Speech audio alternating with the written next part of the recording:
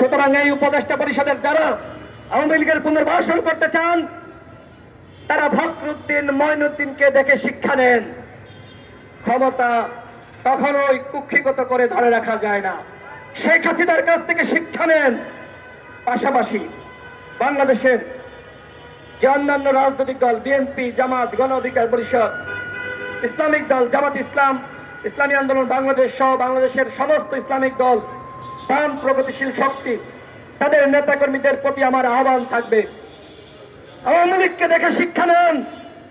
আজকে আপনাদের অনেকের বিরুদ্ধে গ্রামে গঞ্জে পাড়া মহল্লায় চাঁদাবাজি দখলদারিত্বের অভিযোগ।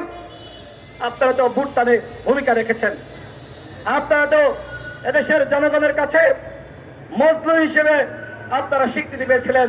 সুতরাং আপনাদের নামের আগে চাঁদাবাজ দখলদার যুক্ত হোক, সেটি আমরা শুনতে চাই না। আমি আমাদের দল গণ অধিকার পরিষদের কথাও বলেছি। আমি বাংলাদেশের ফ্যাসিবাদ বিরোধী সকল দলের নেতাকর্মীদের বিরুদ্ধে বলবো, আপনারা এক এবং ঐক্যবদ্ধ থাকুন। আপনারা জনগণের পাশে থাকুন, জনগণের কাতারে থাকুন। ওই আওয়ামী লীগের স্টাইলে যদি আমরা রাজনীতি করতে চাই, আমাদের পতন আওয়ামী লীগের মতন হবে। আমরা সেই ধরনের রাজনীতি বাংলাদেশে চাই না। সবার প্রতি আমার উদাত্ত আহ্বান, আসুন আমরা নতুন করে বাংলাদেশটা আমরা গঠন করি। সংগ্রামী সাথী বন্ধুগণ, এইবার আসি আওয়ামী লীগের নিষিদ্ধের বিষয়ে। আমাদের উপদেষ্টা নাহিদ ইসলাম, এখন সাবেক উপদেষ্টা, এনসিপির আহ্বায়ক, তাকে আমরা কেন উপদেষ্টা বানিয়েছিলাম? একটাই কারণ, যে তিনি জনগণের সাথে কমিটমেন্ট করেছিলেন তিনি রাষ্ট্র সংস্কার করবেন, তিনি গণহত্যার বিচার করবেন, তিনি আওয়ামী লীগকে নিষিদ্ধ করবেন। আজকে তিনি যখন ক্ষমতায় ছিলেন আওয়ামী লীগকে নিষিদ্ধ করতে পারেন নাই, গণহত্যার বিচার শেষ করতে পারেন নাই, নির্বাচনের রোডম্যাপ ঘোষণা করতে পারেন নাই, তিনি পদত্যাগ করেছেন। সরকারের থেকে যে কাজ করা যায়, সরকারের বাইরে এসে সেই কাজ করা যায় না। বন্ধুগণ, আওয়ামী লীগকে নিষিদ্ধের প্রস্তাব উত্থাপন না করেন, তাহলে ধরে নিব যে তিনি আসলে আওয়ামী লীগের পথে হাঁটছেন। খুব সহজ, আওয়ামী লীগকে নিষিদ্ধ করা খুব সহজ। তিনি একটি জাতীয় সংলাপ ডাকবেন, সকল দল যাবে এবং সবার কাছ থেকে মতামত জানতে চাইবে যে তোমরা কি আওয়ামী লীগকে নিষিদ্ধ করতে চাও নাকি পুনর্বাসিত করতে চাও। আমি যেটা বিশ্বাস করি, বাংলার মাটিতে কোন দলের সাহস নাই এই মুহূর্তে বলা যে আওয়ামী লীগ আগামী নির্বাচনে অংশ নিতে পারবে। কোন দল বলতে পারবে না যে আওয়ামী লীগকে নিষিদ্ধ করা যাবে না, বলতে পারবে? কিন্তু এই সরকারের উপদেষ্টারা সেই উদ্যোগ নিচ্ছে না।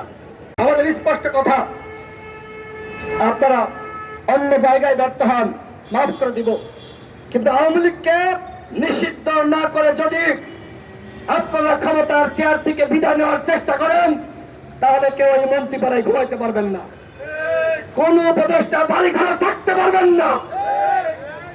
আমরা বিপ্লব করেছি, কথাবার্তা একটু বিপ্লবী হবেই, মাইন্ড করবেন না। আগে আওয়ামী লীগকে নিষিদ্ধ করুন, এরপরে প্রয়োজনে আপনাদের গলায় আমরা ফুলের মালা দিব। কিন্তু যে কথাবার্তা আমরা শুনতেছি, আওয়ামী লীগকে আপনারা নিষিদ্ধ করবেন না, কিন্তু আমরা বাধ্য করব, প্রয়োজনে ওই যমুনা ঘেরাও করা হবে, আওয়ামী লীগকে নিষিদ্ধ করতে বাধ্য করা হবে। গণ অধিকার পরিষদ আওয়ামী লীগের বিরুদ্ধে লড়াই করে জন্ম নেওয়া দল। সুতরাং নতুন করে যদি এই অন্তর্বর্তীকালীন সরকারের বিরুদ্ধে লড়াই করতে হয়, গণহত্যার বিচার, রাষ্ট্র সংস্কার এবং নির্বাচনের রোডম্যাপের দাবিতে আমরা সেই লড়াই করতে প্রস্তুত রয়েছি। বন্ধুগণ, এই যে অভ্যুত্থানের পরেও এইভাবে প্রতিবাদ করতে হবে, এটি আসলে কখনো মাথায় ছিল না। ভেবেছিলাম ডক্টর মোহাম্মদ ইউনূস এবং তার উপদেষ্টা পরিষদ জনগণের পালস বুঝে কাজ করবে, কিন্তু কতটুকু আসলে পালস বুঝে কাজ করছে আপনারা সকলেই দেখেছেন। উপদেষ্টারা যদি আজকে রাস্তায় বের হতো, একজন রিক্সা চালক, ভ্যান চালক তাদের কাছে জিজ্ঞেস করতো যে ভাই তুমি কি চাও, তুমি কেমন আসো, এটি জিজ্ঞেস করলে কিন্তু তারা উত্তর পেয়ে যেত যে আসলে আমাদের কি করা দরকার। তারা কি করে, এই যে সচিবালয়ের পাশে ওই মন্ত্রীপাড়ার বাড়ি থেকে বের হয়, সচিবালয়ে ঢোকে, এরপরে বিকাল 5টায় আবার বাসায় গিয়ে চা নাস্তা খায়, আরামে সে জীবন কাটাচ্ছে। তাদের দরকার ছিল গ্রামগঞ্জে যাওয়া, পাড়া মহল্লায় যাওয়া, যে সেখানকার পরিস্থিতি কেমন। যদি আপনি জনবান্ধব সরকার হতেন তাহলে আপনি সেটি করতে পারতেন।